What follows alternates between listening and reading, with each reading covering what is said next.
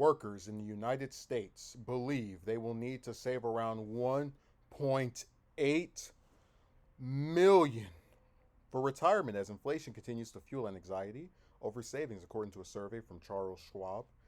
This estimate is up from last year's 1.7 million, with 37% of respondents stating they think it's very likely they will reach this number, down 10 percentage points from last year, according to the survey. The survey of 401k participants found 62% of workers think of inflation as a challenge to saving for a comfortable retirement, up from last year's 45%, while 42% said stock market volatility is an obstacle compared to last year's 33%. Around 78% said both inflation and stock market volatility is influencing their spending and saving habits, while 36% said they plan to delay retirement in light of these conditions. Having a 401k plan is becoming a requirement for potential employees. 88% said it is a must-have benefit, while 3 out of 4 respondents said they would turn down a new job if it didn't offer a 401k plan.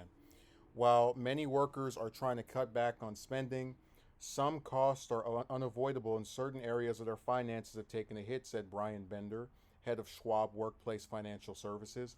Despite these challenges, retirement savings continue to be a priority for workers who have maintained their 401k saving rates and largely stayed on top of their 401 investments over the past year. More workers are now stashing away retirement funds. 68% reported putting money into a savings account, up from 61% last year. 47% reported IRA investments compared to 33% last year. And 38% reported investing through a brokerage account, up from 29%. The survey also touched upon the role of artificial intelligence in financial planning and how 95% of workers are still more likely to take guidance from a human professional over computer-generated advice. That advice plays a large role in workers' decisions, with workers' confidence in financial decisions rising from 27% to 49% with help from a professional. A majority of workers, 73%, said they would like personalized advice on their 401k plan, and 39% said they receive such advice through work plans. The survey comes as inflation persists across the country. Last year, Federal Reserve Chairman Jerome Powell said there is still a long way to go to get inflation back to its 2% target. In July, the Fed raised its baseline interest rate to the highest level in 22 years in its fight to curb inflation. The online study conducted by Logica Research questioned 1,000 401k participants in the U.S. between April 19th to May 2nd. In addition to being 401k respondents, those surveyed worked for companies with at least 25 employees and were ages 21 to 70. The study said the data was self-reported by study participants and is not verified or validated. So, the part of this that's most interesting to me is actually smack dab in the middle, where they say while many workers are trying to cut back on spending, some costs are unavoidable in certain areas of their finances have taken a hit. Because it sounds easy, right? You go and you get your job, even if it's a minimum wage one, and you find somewhere that lets you stay there for 1,000 a month. You're getting probably 2,000 a month. And that should leave you enough to go and do the rest of your duties until you get your next big monthly wage. But then when you start factoring in what are called unavoidable costs, like gas, like food, like all of these different bills associated with living where you're living, if you have kids, it just, I really can't say I blame people for pushing their retirement back.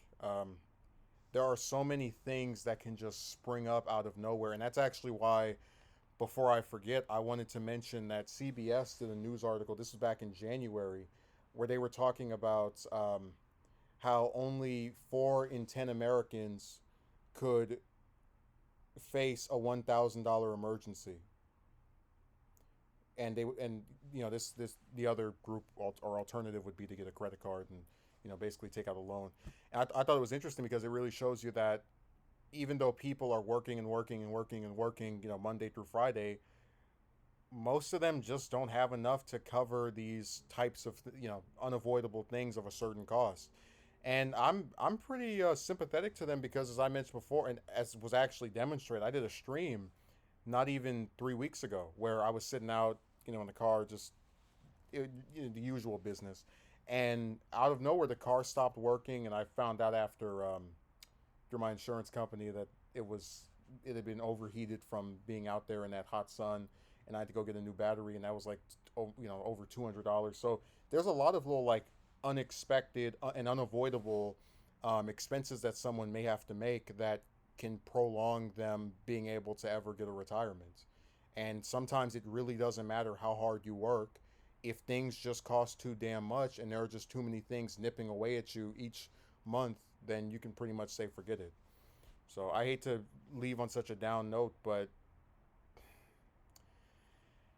there's a reason why people think you need to have damn near $2 million to even be able to retire. And it's like, again, 30, a lot of people minimum wage, maybe they're making like 30, 40,000 a year, which sounds good because in 3 years that's over 100,000. But then you start factoring in that 1,000 every month for rent, and however many thousands they spend on food every year, and however many thousand they might possibly spend on gas and their children. And I mean, I'll put it this way: it's a lot cheaper to die than it is to live. That's all I'm gonna say.